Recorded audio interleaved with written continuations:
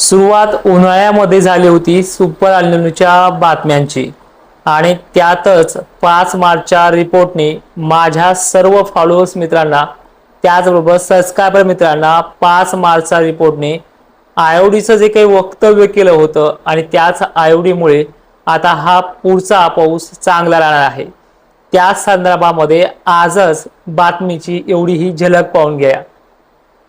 तर एल निनोच्या सावटामध्ये आता आयोडीचा आधार मिळाला आणि त्यामुळे देशभरात चांगल्या पावसाची शक्यता आहे।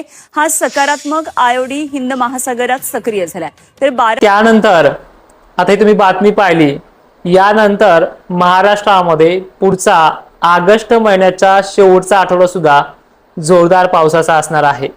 यामध्ये ज्या भागाचं गणित अजूनही ताळ्यावर आलं नाहीये तो भाग म्हणजे लातूरचा किचकट मोजका भाग, धाराशिव, अहिल्यानगर तसेच मराठवाड्यामध्ये काही 10-20% भाग ज्यांना अत्यंत पाण्याची कमतरता पाहायला मिळते। पण यांना हीच गुड न्यूज चांगली असणार आहे जी या व्हिडिओच्या शेवटपर्यंत तुम्ही पाहणार आहात।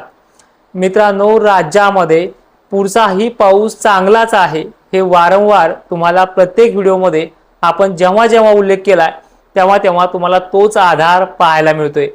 पण यामध्ये वास्तव्य हे तितकंच सांगणं देखील गरजेचं आहे जे तुम्ही आता न्यूजमध्ये आणि आपल्या 5 मार्च रिपोर्टमध्ये पाहिले। आयोडीमुळे महाराष्ट्राला पुन्हा चांगलाच पाऊस पाहायला मिळणार आहे। पण यामध्ये ज्यांना पहिलाच खूप झालाय 2च दिवसामध्ये त्यांचं मात्र टेन्शन वाढणार आहे। व्हिडिओच्या शेवटपर्यंत पाहूयात। बंगालच्या उपसागरामध्ये जो आपण 15-16च्या नंतर म्हणजे 17-18-19 ऑगस्ट दरम्यान जो मोठा पाऊस सांगतोय त्यामध्ये नांदेडसह यवतमाळ, विदर्भ, खानदेशचं टेन्शन पुन्हा वाढतंय। ज्यांना वापसा बिलकुल होत नाही अशा शेतकऱ्यांना तो पाऊस बराच राहणार आहे। पण यामुळे कमीत कमी दक्षिण महाराष्ट्र, मध्य महाराष्ट्र आणि मराठवाड्याबरोबरच काही नंदुरबार सारख्या ठिकाणी तर नाशिकमध्येही अजून तसे 10-5 भाग आहेत आणि विदर्भातही आहेत। अशा भागांना विहिरीच्या पाण्याचा प्रश्न याच ऑगस्टच्या शेवटच्या तारखेपर्यंत मिटून जाईल अशी शक्यता आहे आणि असा अंदाज पण आपला आहे। त्यानंतर ही परिस्थिती सप्टेंबर-ऑक्टोबर महिना तुम्हाला सांगितलाच आहे परतीच्या रिपोर्टमध्ये आणि ते रिपोर्ट तुम्हाला पाहायलाच नसतील मिळत तर ज्या ज्या चॅनलवरती माझे हे व्हिडिओ असतील त्या सर्व शेतकऱ्यांच्या पोरांच्या चॅनलला सबस्क्रायबर आणि फॉलो करून ठेवत चला जा, कारण की ते पोरं आपले हे जे काही ताजे अपडेट तुमच्यापर्यंत चांगल्या पद्धतीने एडिटिंग करून आणि चांगल्या पद्धतीने ताबडतोब पोहोचण्याचं काम करतायत। आणि बाकीचे जे काही यूट्यूबर आहेत, जे माझे मित्र आहेत, त्यांनाही विनंती आहे जे ऍक्च्युअल मी सांगतोय आणि ज्याच तारखेला सांगतो तेच व्हिडिओ अपलोड करत जा, जुने करू नका। त्यामुळे माझी बदनामी आणि तुमच्याही चॅनलवरती लोक विश्वास ठेवतील अशा पद्धतीचंच वर्तणूक असावं ही माझी विनंती आहे। आता उद्याच्या तारखेला 6 ऑगस्ट पासून ते पुढच्या 20 ऑगस्ट पर्यंत किंवा पुढच्या ऑगस्ट शेवटपर्यंत पाऊस कसा राहील यावरती एक नजर टाकूयात।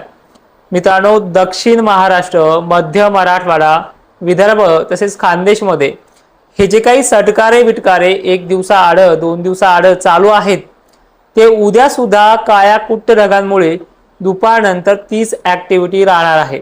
ज्यामध्ये लातूर, नांदेड, हिंगोली, पुसद, डिग्रजसह यवतमाळ, मंठा, घनसावंगी, आंबड पट्ट्यामध्ये त्याचबरोबर बीड जिल्ह्यासह अनेक भागांमध्ये, दक्षिण महाराष्ट्रात जर विचार केला तर सांगली, सोलापूरला सुद्धा सेम कंडिशन उद्याही पावसाची आहे जी फटकारे किंवा वापसामूड करणारी कंडिशन असेल। ज्यांना अत्यंत कमी आहे त्यांना हा लाभदायकच ठरेल। त्यानंतर विदर्भाच्या एकंदरीत सर्व जिल्ह्यांमध्ये पण मोजक्याच ठिकाणी हा पाऊस स्थानिक लेवलला जसा पडतोय तसाच पडणार आहे। आता हे जे चालू आहे हे किती दिवस राहील हे तुम्हाला सांगितलेलं आहे, 7-8 पर्यंत राहील। त्यानंतर थोडी संधी मिळू शकते आपल्याला, ती पण जिल्ह्यानुसार वेगवेगळे प्रकरण आहे। ही संधी तुम्हाला पश्चिम महाराष्ट्र खानदेशला 15 ऑगस्ट पर्यंत मिळेल, पण 12 ऑगस्ट पासून नांदेड आणि पूर्वेकडील असलेला पूर्व विदर्भ, नागपूर, चंद्रपूर, गोंदिया आणि त्या पाठोपाठ जर स्थानिक वातावरणाचा पडला त्याचा अंदाज तर बांधता येत नसतो, पण सांगतोय गरमीची लेवल स्थानिक लेवलला 4-5 वाजता तयार होणारे ढग यामधनं हा पाऊस पडू शकतो 10-5 ठिकाणी। जो गॅप सांगतोय आपण 7च्या 7 ऑगस्टपासून 8 ऑगस्टपासून पुढे त्या गॅपमध्ये आणि 15 ऑगस्टच्या आतमध्ये हा स्थानिक लेवलला तुरळक असेल आणि आताही पडणारा मोजकाच आहे. पण मात्र ज्या भागांना थोडंसं विश्रांती पाहिजे होती त्यांना तो रोजच 2 दिवसाला 1 दिवसाला परेशान करतो. ते शेतकरी कमेंट करतीलच. ही अशी गंमत आहे या पावसाची. आता हे झालं याचं प्रकरण जे तुम्हाला मी ऑलरेडी सांगितलेलं आहे आणि सांगतोय आहे. पण 17 तारखेपासून जे भाग म्हणतोय आम्हाला पाणी कमी आहे, तर तुम्हाला मी तेच सांगतोय की ह्या 2 टप्प्याचा जो काही पुढचा पाऊस येतोय 15-16 पासून पुढे आणि त्याही अगोदर नागपूर सारख्या नांदेड सारख्या ठिकाणी अनेक ठिकाणी, तर त्यामध्ये अनेक भागांच्या विहिरी ओव्हरफ्लो होऊ शकतात. तर ज्यांना बिलकुल आलंच नाहीये किंवा अर्धा एक परस आलंय त्यांना तो चांगल्या पद्धतीने त्या अर्ध्यावतीर भरतील अशी शक्यता आहे. पण सांगली सोलापूर भागांना परतीच्या पावसाशिवाय ह्या विहिरी 100% भरतीची शाश्वती देत नाही. पण इथे ऑगस्टच्या शेवटच्या तारखेपर्यंत म्हणजे 17-18 पासून ते जवळपास 28-29 ऑगस्ट पर्यंत यांना नक्की पाण्याचा स्रोत वाढेल अशी शक्यता आहे. यामध्ये काही ठिकाणी थोडं जास्तही पडेल, ते होतही आहे, जसं की मागच्या वेळेस पारोळ्याला वगैरे भागांना झालंय. अशा प्रकारची ही पुढचं ऑगस्ट महिन्याचं गणित आहे. आयओडी इंडियन ओशन डायपोल सिस्टम ही हिंदी महासागरामध्ये विकसित व्हायला सुरुवात झाली आहे. ही आजची न्यूज तुम्ही सुरुवातीला पाहिली आहे. पण यामुळे पुढील पावसाचं गणित जे परतीच्या पावसावरही डिपेंड राहतं, यामध्ये वाढ चांगली होईल. त्यामुळे सुपर अल्निनोचा धोका जो वारंवार सांगितला जातोय तो आहे सुपर अल्निनो, पण त्याचा धोका महाराष्ट्राला बिलकुल नाहीये. हे तुम्हाला जेव्हा मी तुम्हाला सांगितलंय तेव्हापासून तुमच्या मनातला धाक बी कमी झालाय आणि त्याचे परिणाम सुद्धा तुम्ही पाहताय की एवढे मोठे नाहीत. मग ज्या अर्थी तुम्हाला आजही तुमच्या भागामध्ये दुष्काळ वाटत असेल तर कमीत कमी हा पूर्ण पावसाळा संपू द्या, त्यावरती ठरवलं जाईल की दुष्काळ आहे की नाही. आज अनेक महाराष्ट्रातला शेतकरी चिंतेत आहे. का चिंतेत आहे त्याची दोन्ही कारण आहेत. पहिला म्हणजे बरेच जणांनी सुपर अल्निनो आहे म्हणून ऊस उत्पादक शेतकऱ्यांनी ऊसाची लागवड कमी केली. भलेही त्यांना 2-3 महिने पुरेल होतं, असं पाणी होतं, त्यांना तो फटका बसलाय. त्यानंतर अनेक शेतकऱ्यांनी आपली पीक पद्धत बदलली आहे.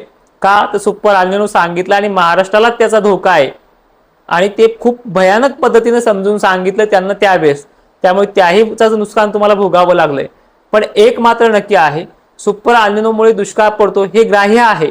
पण त्यानंतर जे काही अविभाज्य घटक असतात, एमजीओ असेल, आयओडी असेल आणि पुढील चालू इन्सो पद्धत जी आहे, याचा सगळा विश्लेषण करून मी तुम्हाला साध्या पद्धतीने समजून सांगण्याचा प्रयत्न करतोय. ही पद्धत ज्यांना ज्यांना आवडत असेल त्यांनी हा चॅनल फॉलो करत जा, लाईक तर करत जा, कारण की आवडत असेल तर. आणि मात्र एक विनंती आहे, तुमच्या लाईकमुळे आणि फॉलोमुळे जर मला काही भेटत असेल तर बिंदास करू नका, पण ते अनेकांना जो धीर वाटत नाही त्यांना हा व्हिडिओ नक्की शेअर करत जा. आणि जाता जाता एवढं सांगेल की जी तुमच्या मनात काळजी आहे ती माझ्यावरती सोडा. मी तुमच्यासाठी रात्र न दिवस अभ्यास करून सगळ्या गोष्टी चांगल्या पद्धतीने समजून सांगण्याचा प्रयत्न करेल. आणि ज्यांना अत्यंत गरज पावसाची अशी वाटते ती मी देत नाही, ती होणार आहे म्हणून सांगण्याचा प्रयत्न करतोय.